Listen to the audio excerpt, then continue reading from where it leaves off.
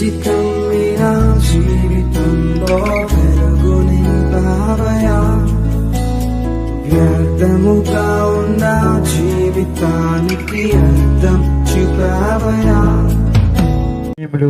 కూడి వచ్చిన మీ అందరికీ ప్రభునామములు శుభాలు వందనములు తెలియజేస్తున్నాను.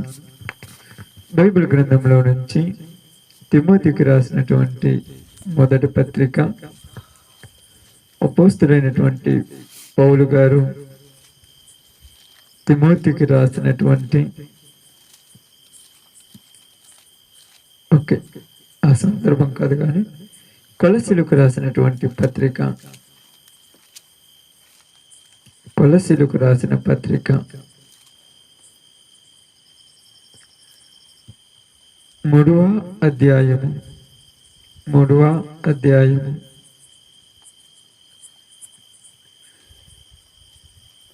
వచనాన్ని జాగ్రత్తగా చదువుకుందాం. కావున కొలసీలకు రాసిన పత్రిక 4వ అధ్యాయము 5వ వచనం 4:5 సమయమును పోనివ్వక సద్వినియోగం చేసుకొనుచు సంగమునకు వెలుపటి వారి ఎడల జ్ఞానము కలిగి నడుచుకొనుడి. దేవుడి వాక్య భాగం మన మధ్యలో ఆశీర్వదించును గాక. ఆమేన్. మంచిది ప్రియ సహోదరి సహోదరులారా, దేవుని యొక్క మాటలను వినటానికి సిద్ధపడుతున్నటువంటి మనము అర్థం చేసుకోవలసినటువంటి ఒక సందర్భాన్ని పరిశుద్ధాత్మ దేవుడు కొలసీలో ఉన్న సంఘానికి పౌలు గారి ద్వారా లేఖ రాసి పంపిస్తున్నాడు. పౌలు గారి ద్వారా కొలసీలో ఉన్న సంఘానికి లేఖ రాస్తూ ఏమని రాస్తున్నాడంటే, సమయమును పోనివ్వక సద్వినియోగము చేసుకొనుడి. ఏది పోనివద్దంట? సమయాన్ని పోనివద్దు. సమయము అనగా మనందరికీ తెలుసు, ఇప్పుడున్నటువంటి రోజులలో ఏది వేస్ట్ చేస్తున్నారంటే జనాలు సమయాన్ని వేస్ట్ చేస్తున్నారు. అంతే కదమ్మా. సమయం చాలా విలువైనది. నీ జీవితంలో ఏదైనా ఆగిపోవచ్చు కానీ సమయమున మాత్రము ఆగదు. ప్రారంభము ముగింపు ఏర్పరిచిన వాడు మధ్యలో ఉన్నటువంటి కాలాన్ని నిర్ణయించి ఉన్నాడు. కాలములను సమయములను దేవుడు తన స్వాధీనమందు ఉంచుకొని ఉన్నాడు. కాబట్టి ఇక్కడ మనకేమి తెలియచేయుచున్నదంటే, సహోదరులారా, దేవుడు హెచ్చరిక చేస్తున్నాడు, సమయమును పోనివద్దు అంటున్నాడు. ఎందుకు సమయమును పోనివద్దు అంటున్నాడంటే, సమయము ఎప్పుడైతే వేస్ట్ అయిపోతుందో జీవితం పాడైపోతుంటది. ఎప్పుడు కూడా మీరు కాలక్షేపణ చేయడానికి ఉపయోగించద్దు సమయాన్ని.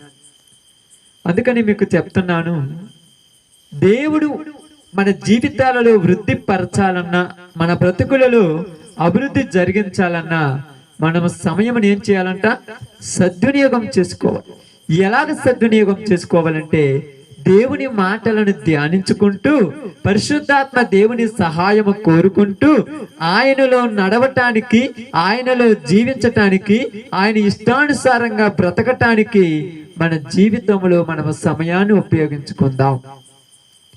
ఏమి ఆ సమయం ఉపయోగించుకునే పద్ధతి అంటే మీకు అర్థం కావటానికి చెప్తాను, జాగ్రత్తగా వినండి. మీరు ఒక పనికి వెళ్ళారనుకోండి, పనికి వెళ్ళినప్పుడు ఉదయం 9ంటికి వెళ్తారు పనికి. అంతే కదా మీరు వెళ్ళేది పనికి. ఉదయం 9 గంటలకు పనికి వెళ్తారు. మరలా ఇంటికి వచ్చేది ఎన్ని గంటలకు అక్క? 5-6 గంటలకి.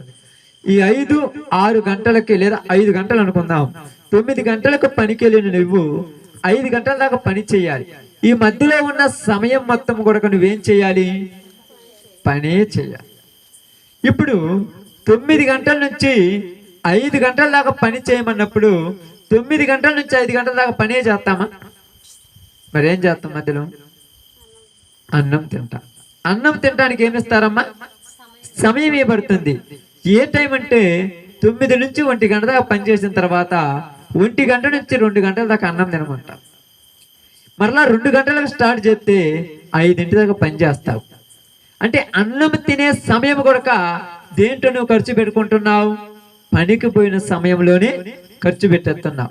కాబట్టి అన్నం తినడానికి పనికి పోయినప్పుడు ఒక సమయాన్ని నువ్వు ఎలా నిర్ణయించుకుంటున్నావో, అదే విధముగా దేవుడు నీకు ఇచ్చినటువంటి సమయంలో నువ్వు పనులు చేసుకోవటానికి సమయాన్ని నిర్ణయించుకోవాలి. ఆ యొక్క నిద్రపోవటానికి సమయాన్ని నిర్ణయించుకోవాలి. తినటానికి తాగటానికి సమయాన్ని నిర్ణయించుకోవాలి. దేవుడు అప్పగించిన పని చేయటానికి సమయం అంతా ఉపయోగించాలి. సమయం మొత్తము దేనికోసం ఉపయోగించాలి?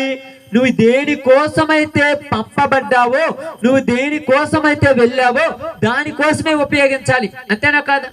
మీరు దేనికి వెళ్ళారక్క? ఉదయం 9 గంటలకి పనికి వెళ్ళారు. ఏం పని అది? కలుపు తీసేదో, లేకపోతే ఆగుట్టోదో, లేకపోతే ఏదో ఒక పని. ఆ పనికి వెళ్ళినప్పుడు మీరు పని చేయకుండా చెట్టు కింద పడుకొని నిద్రపోతే ఏమంటారమ్మా? ఏమంటారమ్మా? పనికి ఎందుకు వచ్చిన అంటారు. ఇంకా అంతే అంటారా? అదేదో ఇంటికాడ ఉండొచ్చు అంటారంట. ఇంకా ఏమన్నా అంటారా?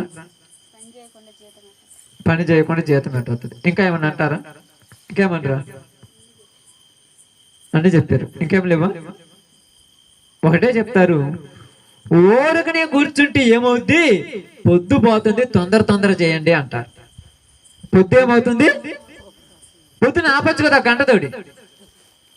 పొద్దు పోతుంది అంటే నువ్వు వచ్చిన పని అయిపోవాలి. నువ్వు వచ్చిన పని కరెక్ట్ గా తొందరగా ముగించబడాలంటే పొద్దుండగానే అది చెయ్యాలి. అదే సమయము. ఈ రోజు నీ జీవితంలో ప్రారంభించింది మొదలుకొని ముగించేంత వరకు నీ సమయం కూడా పోతుంది. నీ సమయం కూడా పోతుంది. అందుకని నీ జీవితాన్ని వ్యర్థమైన వాటి కొరకు ఖర్చు పెట్టకుండా, వ్యర్థమైన వాటి కొరకు సమయాన్ని ఉపయోగించకుండా, వ్యర్థమైన వాటి కొరకు నువ్వు బ్రతకకుండా ఉపయోగించుకోవాలి సమయాన్ని. దేనికోసం? మంచి పనులు చేయటం కోసం. ఎందుకు మంచి పనులు చేయటం కోసం నేను సమయాన్ని ఉపయోగించుకోవాలంటే, దేవుడు నీకు సమయం ఇచ్చాడు. ఆ సమయం అయిపోయిన తర్వాత మరలా దానికి ఏమిస్తాడు? అమ్మా, ఉదయం 9 గంటల నుంచి సాయంత్రం 6 గంటల దాకా సమయం ఇచ్చారు. సమయం అయిపోయిన తర్వాత ఏమిస్తారు? జీతం ఇస్తారు. ఎవరా? ఇంటికి రాగానే చేతులు కడుక్కుంటారు, అన్నం తింటారు, ఇవన్నీ చేస్తారా? ఇంటికి రాగానే ఆ ఇంటి దగ్గర ఎదురు చూస్తుంటారు, ఇంకా రాలేదేంది యజమానుడు అని. లేకపోతే మీరు ఇప్పుడున్న రోజుల్లో బట్టి మేస్త్రి అమ్మ కానీ మేస్త్రి అయ్య కానీ ఇంకా మేస్త్రి రాలేదేంది అని ఎదురు చూస్తుంటారు. ఆ మేస్త్రి రాగానే ఎంతతో ఎదురు చూడాలి మేము? ఇప్పుడు దాకా మా చేత పని చేసుకొని జీతం ఇవ్వకుండా ఏం చేయకుండా తొందరగా ఇచ్చేయి, మేము పోవాలి అర్జెంటుగా అంటే ఎంత తొందరగా కూలి తీసుకోవడానికి మీకు తొందర ఉందా లేదా? ఎవరికైనా తొందర ఉందా లేదా? అమ్మా, మీకు తొందర ఉంటుందా లేదా కూలి తీసుకోవడానికి? ఈ కూలి తీసుకోవడానికి ఎంత తొందర పడుతున్నావో, రేపు నీ జీవితంలో కాలం ముగించిన తర్వాత తీర్పు దినంలో తీర్పు తీర్చబడటానికి కూడా అంతే తొందర ఉంటది. నువ్వు చేసిన దాని లెక్క ఆ రోజు ఖచ్చితంగా ఉంటుంది. నువ్వు ఏమి చేసావు, నువ్వు ఏం చేస్తున్నావు, నువ్వు ఎలా చేస్తున్నావు, నీకు ఇచ్చిన సమయాన్ని ఏం చేస్తున్నావు, ఎలా కాలక్షేపం చేస్తున్నావు అని ఒకరోజు ఖచ్చితంగా అడుగుతాడు దేవుడు. అడగడనుకుంటున్నారా? ఆయన అడగకపోయినా నువ్వే పోయి అడుగుతావు, నా కూలి నాకు ఏమంటావు? నువ్వు చేసిన దాన్ని కూలి ఇయ్యాలిగా. ఈరోజు మనుషులకు తెలియకుండా తప్పులు చేసే వాళ్ళు ఎక్కువైపోయారు, కానీ దేవుడికి తెలియకుండా ఎవరు చేయలేరు. అర్థమైందమ్మా?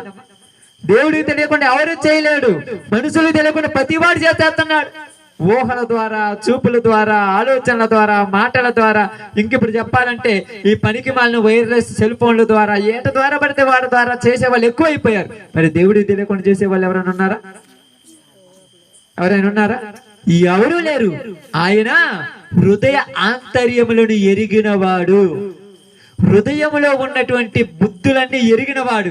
నీ హృదయములో తలంపు పుట్టకమునిపే, నీ హృదయములో ఆలోచన రాకముందే, నీ హృదయములో ఏదో ఒక ఊహ రాకముందే నేను మొత్తము ఎరిగి ఆయన తెలుసుకున్నవాడే. అందుకనే సమయము ఏం చేస్తారంటే, మీరు అందరూ కూడా ఇంటికి పోతారు కదక్క, ఉదయాన్నే లేస్తారు కదా, లేచిన వెంటనే మీ అందరిలో ఉంటాయి ఈ బైబిల్లో, అందరిలో ఉంటాయి. కొంతమంది ఇళ్లలో లేకపోయినా కూడా ప్రతి ఒక్కరింట్లో ఇల్లు అయితే ఉంటది కదా, ప్రతి ఒక్కరికి ఇల్లు లేని వాళ్ళు ఎవరైనా ఉన్నారా? ఆ ఇంట్లో మీరు పడుకోవడానికి మంచమో లేకపోతే కింద ఉంటారు కదా, ఆ పడుకొని లేచిన వెంటనే నువ్వు లేచిన వెంటనే టైం చూసుకోవాలి. మా ఇంట్లో వాచ్ లేదయ్యా, గడియారం లేదయ్యా, నాకు టైం తెలియదండి, ఆ టైం కాదు చూసుకోవాల్సింది. ఈరోజు దేవుడు నాకు టైం ఇచ్చాడు, ఈ టయాన్ని నేను ఎలా ఉపయోగించాలని కూర్చొని టైం టేబుల్ ప్రిపేర్ చేసుకోవాలి. నువ్వు అక్కడ 6 గంటలకు లేస్తారు కదా, 5 గంటలకేం లేసేంత ఓపిక లేవు ఈ రోజులలో. 6 దాకా వస్తుంది. 6 గంటలకు లేచిన వెంటనే 6 నుంచి 6:15 దాకా ప్రార్థన చేయాలి. ఒక టైం టేబుల్. 6:15కు లేచి నేను పనులన్నీ చేసుకోవాలి. 8:30, 9 పనులన్నీ ముగించుకొని అన్నం వండుకొని 9 పనికి వెళ్ళిపోవాలి. అది మీ పని. 9 పనికి వెళ్ళిన తర్వాత సాయంత్రం 5 ఇంటికి రావాలి. 6 వస్తారు. మరలా 6 గంటల నుంచి 7:30, 8 దాకా పనులన్నీ క్లోజ్ చేసుకోవాలి. మరలా 8 గంటల నుంచి 9 గంటల దాకా ప్రార్థన చెయ్యాలి. ఇది పనికి పోయే వాళ్ళ టైం టేబుల్. పనికి పోని వాళ్ళకు ఒక టైం టేబుల్ ఉంది. ఏం టైం టేబుల్ చెప్పండమ్మా? ఏం టైం టేబుల్ ఉంటుంది పనికి పోని వాళ్ళకు? 6 గంటలకు లేస్తారు. వీళ్ళు కూడా 6 లేస్తారు. ఎందుకంటే లేకపోతే ఇంటికి దరిద్రం కదా, అదొక మాట. దానికి భయపడి లేస్తారు కానీ దేవుడికి భయపడి కదా. మళ్ళా 6 గంటలకు లేస్తారు. లేచిన వెంటనే 8 అన్ని పనులు క్లోజ్ చేసుకుంటారు. 9 అన్నం తింటారు. 9:30 ఎక్కుతారు మంచం. 12:30, 2 గంటలకు దిగుతారు. మళ్ళా అన్నం తింటారు. ఆ తిన్న వాటిని కడుక్కుంటారు. మళ్ళా ఎక్కుతారు. ఎక్కడికి? రచ్చబండ మీదకి. మంచం కూడా తిట్టుకుంటది కదా పొద్దుగూకులు పండుకుంటే. రచ్చబండలేవు పోయి పొద్దుగూకులు కూర్చొని 6 దాకా ముచ్చట్లాడి ఇప్పుడు వచ్చి కూర్చుంటారు. కూర్చొని అన్నం వండుకొని తిని తాగి తందనాలు ఆడిన తర్వాత ఇప్పుడు మరలా మంచం కాడికి పోతారు. ఇప్పుడు మంచం మీద ఏం చేస్తుంటారు? పొర్లాడుతుంటారు. ఎందుకంటే నిద్ర రాదు. పగులంతా పని చేసిన వాళ్ళకైతే నిద్ర వస్తుంది. ఏ పని బాటలేకుండా పొద్దున్న 9 గంటలకు పండుకొని 3 గంటలకు లేచినోడికి ఏమి నిద్ర వస్తుంది? మళ్ళా ఇప్పుడు సమయం మొత్తాన్ని ఏం చేస్తున్నాడు? వేస్ట్ చేస్తున్నాడు. మిమ్మల్ని ఎవరిని తినొద్దని చెప్పట్లా, ఎవరిని పని చేసుకోవద్దని చెప్పట్లా, ఎవరిని నిద్రపోవద్దని చెప్పట్లా. సమయాన్ని సద్వినియోగం చేసుకోవాలి. ఎలా సద్వినియోగం చేసుకోవాలంటే ఏమంటున్నాడంటే జెఫన్యా గ్రంథంలోనికి వచ్చి ఒకసారి చూద్దాం మనము. జెఫన్యా గ్రంథం బాగా అర్థం చేసుకోండి. జెఫన్యా గ్రంథం 3వ అధ్యాయం అనుకుంటా, చూద్దాం.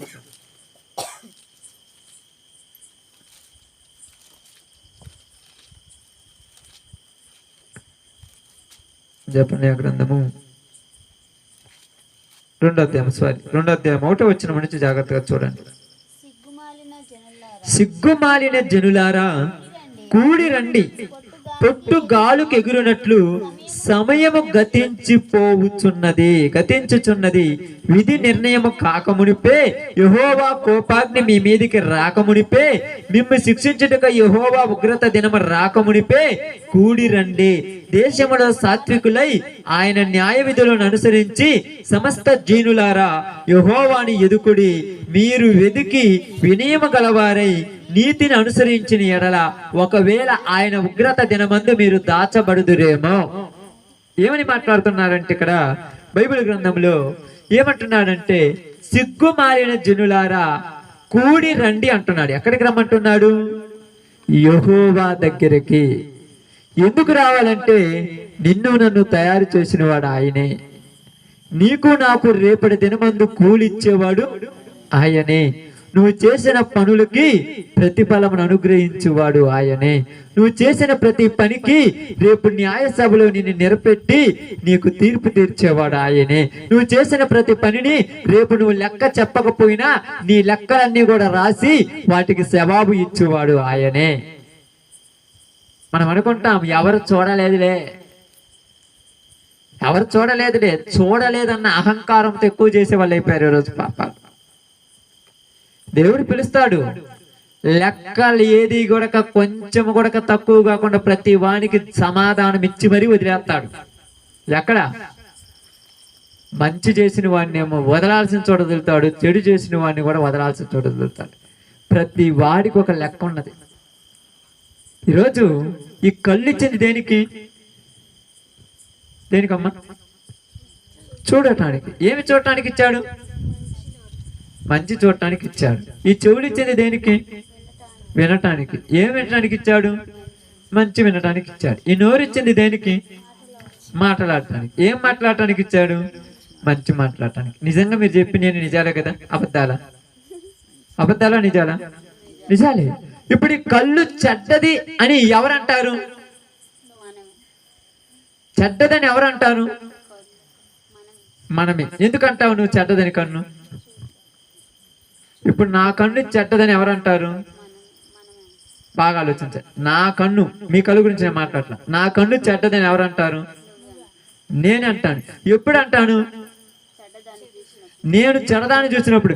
నేను చెడ్డదాన్ని చూశానని నాకెట్ట తెలుస్తుంది?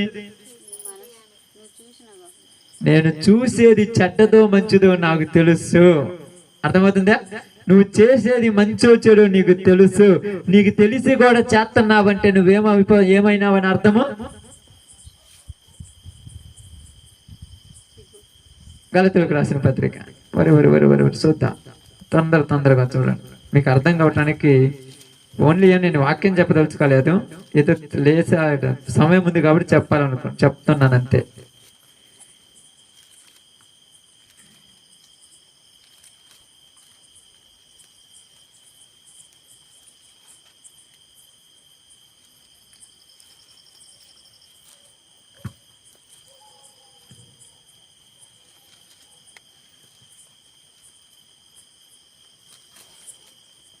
తీసారమ్మా.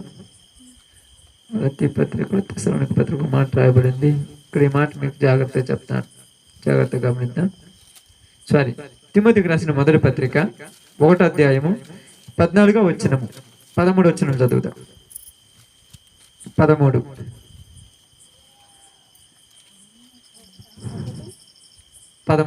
12 నుంచి ఉంటుంది. పూర్వమందు హింసకుడును దూషకుడును హానికరుడైన నన్ను తన పరిచర్య నియమించి నమ్మకమైన వానిగా ఎంచినందుకు నన్ను బలపరిచిన మన ప్రభు అయిన క్రీస్తు యేసును కృతజ్ఞుడై ఉన్నాను. తెలియక అవిశ్వాసం వలన చేసి తిని గనుక. ఆమేన్. ఏమంటున్నారు ఇక్కడ? తెలియక చేశాడంట. ఏమి తెలియక చేశాడు? ఇప్పుడు చెప్పాలి. ఏమి తెలియక చేశాడు? ఏమి తెలియక చేశాడమ్మా? పాపము తెలియక చేశాడు. అంటే పాపం అంటే తెలియదు వాళ్ళకు. మరి తెలియక చేశానంటున్నాడు ఏంది? పెద్దమ్మ బాగానండి. తెలియక చేశానంటున్నాడు. ఏమి తెలియక చేశాడు? పాపం అంటే తెలియదా? ఇప్పుడు ఒకడి మీదకి పోయి అని కొట్టాడంట. అదే వాడికి తెలియక చేశానంటున్నాడు ఆయన. ఇప్పుడు నీకు తెలియదు వాడిని కొట్టడం తప్పని, వాడిని తిట్టడం తప్పని తెలియదా? పాపం చేయటం తప్పని తెలియదా? మరి తెలియక చేశానంటున్నాడు ఏంది? చెప్పాలి మీరు. తెలియక చేశానంటున్నాడు ఏంది? ఏమి తెలియక చేశాడు? దేవుని వాక్యం తెలియక చేశాడు. అంటే పౌలు గారికి వాక్యం తెలుసా తెలియదా? తెలుసు. ఎప్పుడు తెలుసు? నమ్ముకున్న తర్వాత తెలుసా? నమ్ముకోక ముందు తెలుసా? నమ్ముకోక ముందే తెలుసు. ఒక మంచిది. నమ్ముకోక ముందు ఏం తెలుసు పౌలు గారికి? చెప్పాలి మీరు. ఇప్పుడు మీరు చెబితేనే ముందుకు పోతే పని, లేకపోతే ఆగిపోద్ది. నమ్ముకోక ముందు తెలుసు. ఏం తెలుసు? ధర్మశాస్త్రం తెలుసు పౌలు గారికి. బాగా తెలుసు ధర్మశాస్త్రం. ఆ ధర్మశాస్త్రం ఏం చెప్తుంది? ఏం చెప్తుందమ్మా? మీరు బైబిల్ చదివారు కదా, ఉన్నారు కదా మా వాళ్ళు. పాప మా అప్పసం వీళ్ళు పనులు మీకు పని ఉందమ్మ. పొదుగుకులు పాప మా అమ్మాయి అనుకో పనికి పోతే, మా అమ్మాయి ముసలాములు వీళ్ళు కూడా పనికి పోతారు. పాప మా అమ్మాయి వాళ్ళు పనికి పోరు. వీళ్ళు పొదుగుకులు బైబిల్ని చదివి చినిగిపోయి పేపర్లు కూడా ఉన్నాయి. ధర్మశాస్త్రం ఏం చదువుతుంది? చెప్పండి, ఏం చదువుతుంది? కంటికి కన్ను, పంటికి పన్ను. కుడి చెంప మీద కొడితే 2 చెంపలు వాయి కొట్టమంది ధర్మశాస్త్రం. కుడి చెంప మీద కొడితే ఎడమ చెంప చూపమని యేసు ప్రభువు చెప్పారు. ధర్మశాస్త్రం ఏం చెబుతుంది? కంటికి కన్ను అంటే నీ కన్ను మీద పడితే వాడు కన్ను పడు, నీ పండు పీకెత్తే వాడు పండు పీకే, నిన్ను ఈ చెంప మీద కొడితే నువ్వు పోయి వాడిని 2 చెంపలు వాయించు. ఇది ఏంటిది? ధర్మశాస్త్రము. ధర్మశాస్త్రం తెలుసు పౌలు గారికి. ఇప్పుడు దేవుని చిత్తానుసారంగా ధర్మశాస్త్రం వ్యతిరేకంగా యేసు ప్రభువును ప్రకటిస్తున్న వారిని వెళ్ళి కొట్టడం న్యాయమా అన్యాయమా? పౌలు విషయంలో న్యాయము. ఎందుకు న్యాయము? ధర్మశాస్త్రం ఏమి నేర్పించిందో వాళ్ళకు, ఎవడైనా ధర్మశాస్త్రం వ్యతిరేకంగా ఉంటే వాళ్ళని వెళ్ళి చంపేసైనా వాళ్ళని ఒప్పించాలి. అది ధర్మశాస్త్రం, అంతే కదా. పాత నిబంధన అలాగనే ఉంది. పాత నిబంధన కండిషన్ పద్ధతిగా ఉంది. ఇప్పుడు పౌలు నేర్చుకుంది ధర్మశాస్త్రం. ఈ ధర్మశాస్త్రం ఏం బోధిస్తుంది వాళ్ళకు? యేసు ప్రభువుని ఒప్పుకుంటే కొట్టమని బోధించింది వాళ్ళకు. ఎవరికి నేర్పించింది ఇది? సౌలుకు. పౌలు అని అంటున్నాను అనుకోండి, సౌలుగా ఉన్నప్పుడు నేర్పించింది అదే. ఇప్పుడు గమలీయేలు పాదముల దగ్గర నిలబడి కూర్చొని ధర్మశాస్త్రం సున్నితంగా నేర్చుకొని ఆ ధర్మశాస్త్రంలో ఉన్నదంతా చూసుకొని ఏమంటున్నాడంటే, టైం దగ్గర పడుతుంటే వీళ్ళందరూ వచ్చేందుకు ఇబ్బందులు పెడుతున్నారని ఎవరైతే యేసు ప్రభు పేరట ప్రార్థన చేస్తున్నారో వాళ్ళని కొట్టడం ప్రారంభించాడు. ఎందుకు? ఉన్న సమయంలో తొందరగా పని ముగించాలి. ఇప్పుడు వెంటనే యేసు ప్రభు వారు పట్టుకొని, నీకు సమయం ఇచ్చింది ఈ పని చేయటానికి కాదు, నా పని చేయటానికని అక్కడ నుంచి ఇటు వల్లగా తీసుకొచ్చాడు. ఇప్పుడు ఇక్కడికి వచ్చిన తర్వాత ఏమి తెలుసుకున్నాడు? ఇప్పుడు చెప్పాలి, ఏం తెలుసుకున్నాడు? అదే ఏం తెలుసుకున్నాడు? చదవండి, అదే మాట చదవండి. ఏం తెలుసుకున్నాడు చూడండి. కింది మాట, తెలియక అవిశ్వాసం వల్ల చేసింది కనుక కనికరించబడితేనే మరియు మన ప్రభువు అంటే ఇప్పుడు ఎవరిని తెలుసుకున్నాడు? ఇప్పుడు యేసు ప్రభువుని తెలుసుకున్నాడు గనుక నేను చేసినంత పాపమని ఒప్పుకుంటున్నాడు. అదే తెలియకపోతే అది పాపం అని తెలియదు. ఈరోజు చాలా మంది లోకంలో ఉంటారు చూడండి, వాళ్ళు చేసే పనులు వాళ్ళకి పాపం కనిపిస్తాయా, వాళ్ళకి మంచిగా అనిపిస్తాయమ్మా? మీరేం పాపం అంటారు, వాళ్ళు ఏమంటారు ఇది ఎందుకు పాపం అవుద్ది అంటారు. వాళ్ళకి తెలియదు. ఎందుకు తెలియదంటే యేసు ప్రభు దగ్గరికి వస్తే వాళ్ళకి అర్థమవుద్ది, నేను ఇన్ని రోజులు చేసింది తప్పు. నన్ను యేసు దేవుడు పుట్టించింది దేనికోసం అంటే ఇది మంచి పనులు చేసి మరలా ఆయన దగ్గరికి వెళ్ళటానికి నన్ను పుట్టించాడు కాబట్టి అని ఎప్పుడు తెలిసింది? యేసు ప్రభుని నమ్మిన తర్వాత. ఇక్కడ ఉన్నట్టు మీ అందరూ కూడా, ఇక్కడ ఉన్న మనందరూ కూడా పుట్టుకతోనే క్రైస్తవులు ఎవరు ఉన్నారా? అందరూ ఫస్ట్ నుంచే అన్య జనాంగాల నుంచి వచ్చిన వాళ్ళు. నేను గాని నువ్వు గాని అందరం అన్యులమే. యేసు ప్రభువుని నమ్మక ముందు మనం చేసిన పనులు మనకి ఎప్పుడైనా ఇబ్బంది కనిపించిందమ్మా? ఎప్పుడైనా ఇబ్బంది అనిపించిందమ్మా నీకు? ఎప్పుడైనా ఇబ్బంది అనిపించిందా? పొద్దుగోకులు సినిమాలు చూసేవాళ్ళు, మనకేమైనా ఇబ్బంది అనిపించిందా? కామని అందరు చూస్తున్నాను నేను చూస్తున్నాను అనిపించింది. సినిమాలు చూస్తే తప్పేందంటే తప్పేమి లేదు, వేస్ట్ చేసాను టైం అంతా అనుకుంటాం అప్పుడు. రెండోది, వాటిల్లో ఉన్నటువంటి ఆలోచనలన్నీ నాలోనికి వచ్చి నన్ను పాడు చేసాయి అనుకుంటా, అంతే కదా. వీళ్ళకి ఏం తెలుసు పాపం? ఇప్పుడు ఆ పిల్లలు ఉంటారు 6-7 నెలల పిల్లలు ఉంటారు, 6-7 సంవత్సరాల పిల్లలు ఉంటారు. వాళ్ళకి ఏం తెలుసు అమ్మ? వాళ్ళకేమీ తెలియదు. ఇప్పుడు దాన్ని చూస్తారో దాని ప్రకారం నడుచుకుంటున్నారు, అంతే కదా. దేన్ని చూస్తే దాని ప్రకారము నడుచుకుంటున్నాను. అందుకే మీకు అందరూ చెప్తున్నాను, 15-13 సంవత్సరాల్లోపే మీ పిల్లల దేవుని దగ్గరకు వస్తే ధన్యులు. 15 మీరు పనియా మీ మాట కూడా వాళ్ళ హృదయాల్లోనికి సెల్ ఫోన్లని, సినిమాలని, షికార్లని, లవ్లని, కొవ్వులని అన్నీ వచ్చేస్తాయి. అప్పటికే టైంకాలు వచ్చేస్తాయి. ఆ వయసుకేనా? ఇంకా ముందు వయసులో వచ్చిన ఇబ్బంది పడాల్సిన పని లేదు. ఇప్పుడు రోజులు అలాగనే మారిపోయా. 5వ తరగతి చదువుతున్న పిల్లలు, చిన్న పిల్లలు 5వ తరగతి చదువుతున్నట్టు ఎంత వయసు అమ్మాలి? 10 సంవత్సరాలు. 10 సంవత్సరాల వయసులో ఉన్న పిల్లలు స్కూల్ కని బ్యాగులు తగిలిసుకొని పోయి గోడ సాటు నుండి సిగరెట్లు తాగుతున్నారు. ఎవరు నేర్పించారు వాళ్ళు సిగరెట్ తాగమని? ఎక్కడ నేర్చుకున్నాడు? స్టైల్గా తాగుతున్నాడు, ఇలాగ పెదాల మీద పెట్టి తాగుతున్నాడు. ఎక్కడ నేర్చుకున్నాడు ఇది? సినిమాలు, సీరియల్ వాళ్ళకు బాగా అయ్యి వాళ్ళ మనసులోనికి కుచ్చుకుపోయినాయి, వాళ్ళ మనసులోనికి పోయాయి. ఇప్పుడు అది వాడికి పాపం అనిపించిందా? పాపం అనిపించలేదా? అది ఫ్యాషన్ అనిపించింది కానీ పాపం అనిపించలేవా? ఫ్యాషన్ అంటారు. ఫ్యాషన్ తెలుసు కదా. ఇప్పుడు పిల్లలు బట్టలు వేసుకుంటుంటారు, ఒళ్ళంతా చినిగిపోయిన బట్టలే. ఊరన్న చూస్తే ఇప్పుడైతే ఈ ఫ్యాషన్ అని మనకు అందరికి అర్థమవుతుంది, కానీ కొత్త దగ్గర పోతే ఊరన్న బాగా తన్ని పంపించరు అన్నట్టు, తంతే ఒళ్ళు చినిగిపోయినట్టు ఉంటున్నాయి బట్టలు. అంటే ఎందుకు చెప్తున్నానంటే అప్పుడు మనకు తెలియదు, కానీ అది పాపం కాదు. ఇప్పుడు తెలుసు. ఏమి తెలియదు, ఏమి తెలుసు, అదే నేను చెప్పాలనుకుంటున్నాను. అప్పుడు ఏమి తెలియదు, తప్పు ప్రారంభం నుంచో తెలుసమ్మా. తనకు ఒక భార్య ఉండగా ఇంకొక భార్యను చూడటం తప్పని లోకంలో ఉన్నాడు కూడా తెలుసు. అదే పెద్ద లెక్క కాదు. మందు తాగితాం తప్పని అందరికీ తెలుసు, అది పెద్ద లెక్క కాదు. అప్పుడు తెలియదు, ఇప్పుడు తెలిసింది. ఏంటిది? అది నేను చెప్పేది ఇక్కడ. సౌలుగా ఉన్నప్పుడు తెలియదు, పౌలుగా ఉన్నప్పుడు తెలిసింది. ఏంటిది? యేసు ప్రభువు తెలిసిన తర్వాత అనుకుంటున్నాడు, నా జీవితం అంతా వేస్ట్ చేసుకుంటున్నానే ప్రభువా, అప్పుడు నిన్ను తెలియక చేసి తిని కనుక నేను కనికరించబడి తిని, ఎందుకంటే నువ్వు కృపగల దేవుడు అని నాకు అర్థమైపోయింది. ఈరోజు లోకంలో ఉన్న వాళ్ళు మనం ఏదో అంటున్నారు, నువ్వు బాధపడాల్సిన పని లేదు. వాళ్ళకి తెలియదు. ఏమి తెలియదు అనుకుంటున్నారు వాళ్ళు? మాకు అన్ని తెలుసు అనుకుంటున్నారు. అన్ని తెలుసు, మరేం తెలియదు?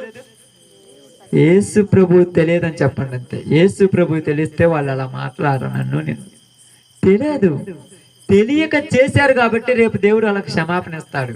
ఇప్పుడు మనం తెలిసి కూడా లెక్క లేకుండా చేస్తే మనకు క్షమాపణ ఉండదు. అది ఏదైనా తెలియక చేసి తిని కనుక కనికరించబడితేనే. ఇందు విషయం ఏమేమంటున్నాడు? మరియు మన ప్రభు యొక్క కృపయు క్రీస్తునందున విశ్వాసమును ప్రేమయు అత్యధికముగా విస్తరించను.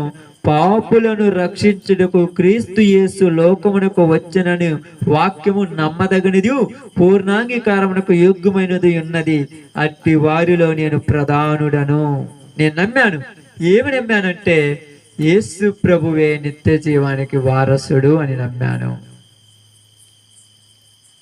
పాపులను రక్షించుటకు యేసు ప్రభు వారు వచ్చాడని నమ్మాను. ఇప్పుడు జనాలు నమ్మట్లా. అది నమ్మించటానికి ఈ తల ప్రాణం తోక్కొస్తుంది మనకు.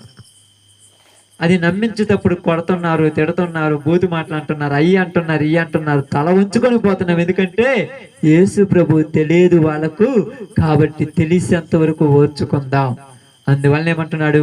సమయము పోనివద్దు, సద్వినియోగం చేసుకోవాలి.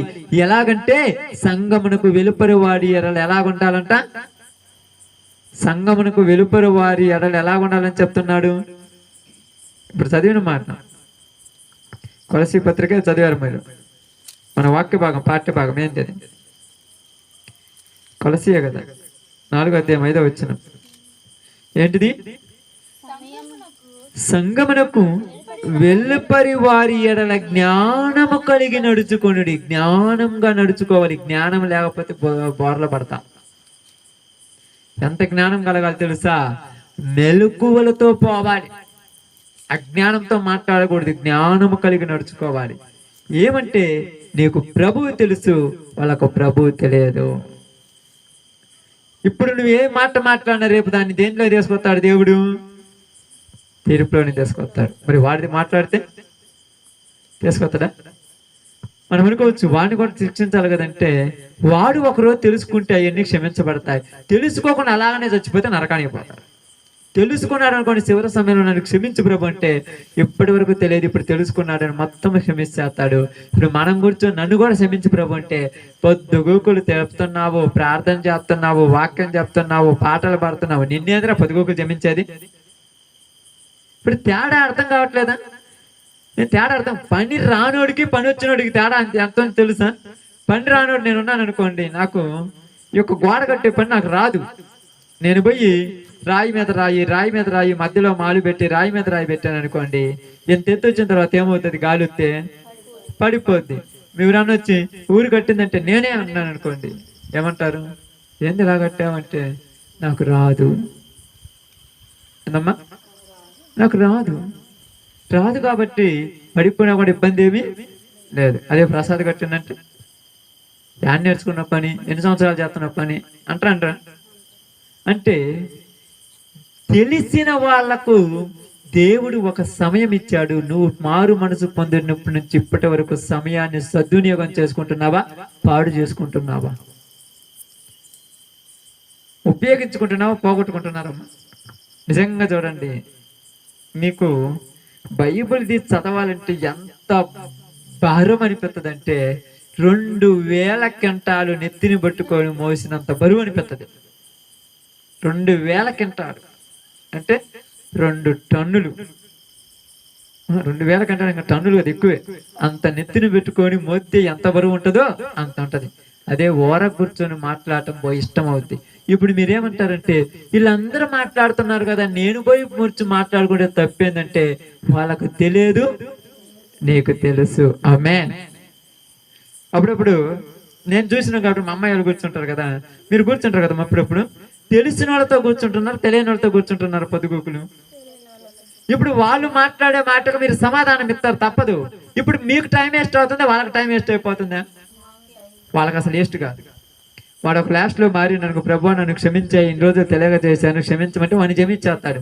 నువ్వు కూడా ప్రభువా నాకు తెలియదు ఇన్ని రోజులు చేశాను క్షమించమంటే ఆరాధన తీసుకుంటున్నావు, బాప్తీసం తీసుకుంటున్నావు, ప్రార్థన పాడుతున్నావు, ప్రార్థన చేస్తున్నావు, బైబిల్ పట్టుకొని అట్టి వస్తున్నావు, నీకు తెలియదని నేను ఎట్ట నమ్మాలి? శిలువ మీద దొంగ చివరి క్షణంలో మారు మనసు పొందితే క్షమించాడు, కానీ ఇస్కరియోతు యోధ చివరి సమయంలో మారు మనసు పొందిన క్షమాపణ ఉంటుందో కూడా తెలియదు. దొంగ అంటే తెలియనోడు, మరి నీకు తెలుసుగా. సమయాన్ని ఏం చేస్తున్నారు ఇప్పుడు? సంఘం అంతా వేస్ట్ వేస్ట్ వేస్ట్. ఏమంటున్నాడు? గాలికి పొట్టు ఎగిరిపోయినట్లు. గాలికి పొట్టు ఎట్ట ఎగిరిపోద్ది? పెద్ద గాలితో తూర్పాలు పడితే పొట్టు ఎగిరిపోద్దిగా, అట్ట సమయం అంట గతించిపోతున్నదంట. ఇప్పుడు ఎవరైనా నిజంగా ఈ ప్రదేశంలో మీరు ప్రార్థనలో కూర్చుంటున్నారమ్మా, ఈ ప్రాంతంలో ఉంటున్నారు, ఎవరైనా కాలక్షేపం చేస్తున్నారా? ఈ ప్రాంతం కోసం ప్రార్థన చేస్తున్నారా? చెప్పండి మీరు. చేతనైతే మోకాళ్ళ మీద కూర్చొని ఇంట్లో కూర్చొని నీ పరలోకపు తండ్రిని, ప్రభువా ఈ ప్రదేశం సువార్తకు విరుద్ధంగా ఉందయ్యా, సువార్త ఇక్కడ జరగట్లేదు ప్రభువా, ఆటంకపరిచే వాళ్ళు ఉన్నారయ్యా, వాళ్ళు తెలియక చేస్తున్నారు, వాళ్ళని మార్చమని ఎన్ని రోజుల నుంచి నువ్వు మొరపెడుతున్నావు దేవుని. నేనేదో ఒక కంటతోడు వచ్చాడు వాక్యం చెప్పి వెళ్ళిపోయినంత మాత్రాన మారరావు. నా మాటలకు మారే పని అయితే నేను వచ్చాను ఇప్పటికి 3 సంవత్సరాలు అవుతుంది. వీరికి ఎప్పుడో మారిపోవాలి. నా మాటలకు మారరు, నా మాటలు చెప్పాలి, దాని కొరకు కూర్చొని ప్రార్థనలు చేయాలి. చెయ్యం ప్రార్థనలు. ఊరక ఉండటానికైనా ప్రయాసపడతాం, కానీ ప్రార్థన చేయడానికి ప్రయాసపడతామా? ఊరుకుంటున్నాం, గూగులు ఊరుకుంటాం. కనీసం 1 గంట 2 గంటల మోకాళ్ళ మీద కూర్చొని పరలోకంలో ఉన్న తండ్రిని, ప్రభువా వీళ్ళకి తెలియదయ్యా, వీళ్ళని క్షమించు, వీళ్ళ జీవితాలు మార్చు, వీళ్ళు కూడా రేపు నరకానికి వెళ్ళకుండా పరలోకానికి తీసుకురా ప్రభు అని, నీలో ఉన్న దైవభక్తి గొప్పదని, దైవభక్తి నిజమై ఉన్నదని, నువ్వు సశరీరుడిగా లోకంలోనికి వచ్చి మా అందరి కోసం ప్రాణం పెట్టావని వాళ్ళు తెలుసుకోవటకు వాళ్ళకు కావలసిన విశ్వాసం నువ్వు కలిగించేయని ప్రార్థన చేశారు ఎప్పుడైనా? వస్తాము కూర్చుంటాము పోతాము, వస్తాము కూర్చుంటాము పోతాము, వస్తాము కూర్చుంటాము పోతాము. ఏం ఉపయోగం ఉంది? ప్రయోజనం ఏమైనా ఉందమ్మా? పొద్దుగోకులు బడికి పోయి వచ్చి ఉపయోగం ఏమైనా ఉంటుందా? రాసిచ్చి నీ కూర్చొని రుద్దుకుంటే లెటర్స్ వస్తాయి. కాబట్టి ఈరోజు మనందరికీ చెప్తున్న మాట ఏంటంటే, సమయం ఏం చేస్తున్నాము? సంఘంలో ఉన్న వాళ్ళము పోగొట్టుకుంటున్నాం.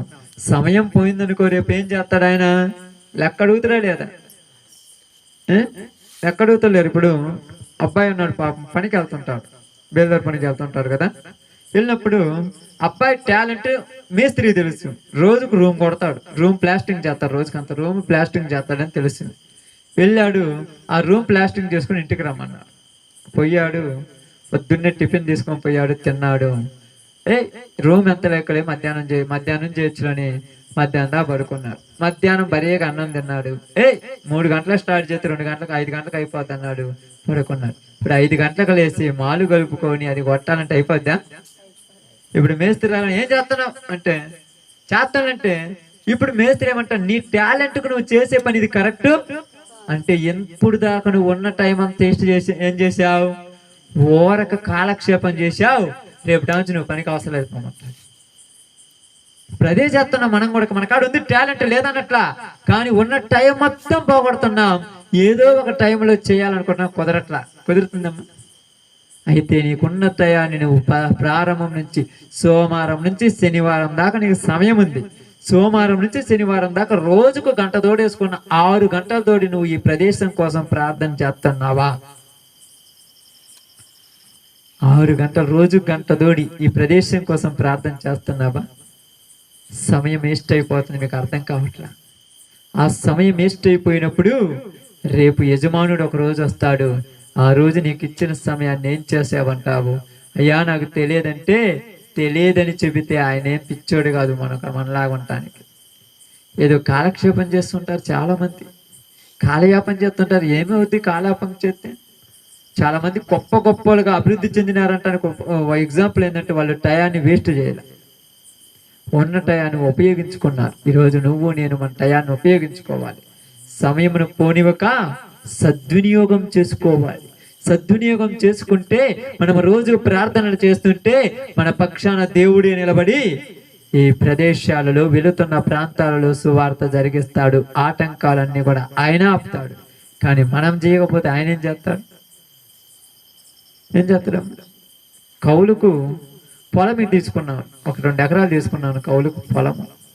ఏదో బుద్ధి పుట్టినప్పుడు పోయి పొలంలోకి పోయి వస్తుంటే, బుద్ధి పుట్టినప్పుడు పొలంలోకి పోయి వస్తుంటే ఆ యజమాని ఏమంటాడు, అయ్యా ఇంకా నీకు కౌలుకు పొలం ఏంటి, ఎందుకంటే నీకు ఇస్తే ఉన్న పొలం కూడా పాడైపోతుంది అంటాడు. ఎందుకు? పట్టించుకుంటే కదా. అలాగనే సంఘంలో ఉంటున్నాం కానీ సంఘాన్ని పట్టించుకోవట్లా. అందుకే దేవుడు తీసేయాలనుకుంటున్నాడు. జాగ్రత్తని ఇష్టం.